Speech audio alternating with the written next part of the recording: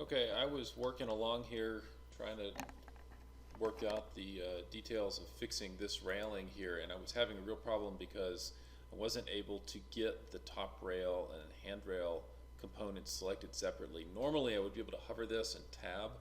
I'm not going to do it right now because if I do it'll make a loud noise in your ears. But um, if I select that object, there should be inside this list of the type properties a top rail and handrail 1, handrail 2 that could go on the right and the left side of that top rail. I don't know why, but for some reason my version of this model is broken, and I think it's because of the example model. So what I'm going to do here is show you a nice little workaround that we have to use. So here's how this is going to work. First things first, I need to move these off of their current railing type. So I have a bunch of different railings like this in the model. What I'm going to do is hover over this, right click, and I'm going to say select all instances in entire project. I can see I've got all 4 of them here off this screen. That means I've also got the ones that are other places in the model. And I'm going to change them to be a different railing type temporarily. So I'm going to say change them to a guardrail pipe, and it'll think, and it draws these very industrial looking rails. Now you may actually want to play with these later, but what I'm going to do right now is I need to remove the corrupted railing type from the project. So this is a little bit more advanced. I'm going to go over here to the project browser. I'm going to minimize all my views. I'm going to minimize my sheets. I'm going to minimize my schedules, and then I'm going to maximize the one called families and go down this list, find the one here called railings, maximize that, and then expand the one here called railing, and right click on the one that says handrail rectangular and delete it. That takes the whole family out of the project.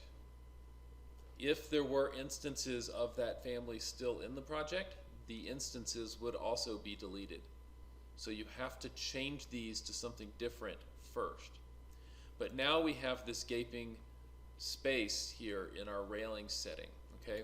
Now I'm not going to close this project yet. The next thing I'm going to do is open a new project.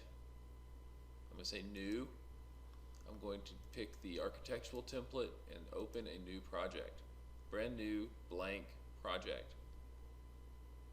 Now this project has the correct family. If I come down here to the family and open up railings, open up railing, I can see there's the handrail rectangular.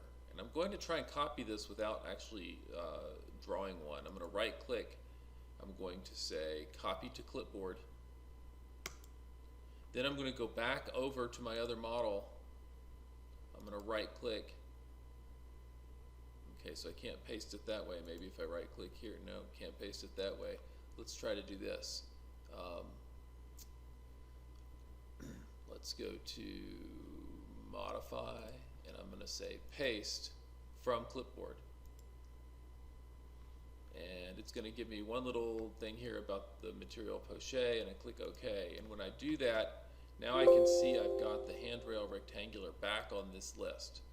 So I just did a paste from clipboard, and it pasted it right into the correct place of the structure of the file, which is great. So let's see if it works now.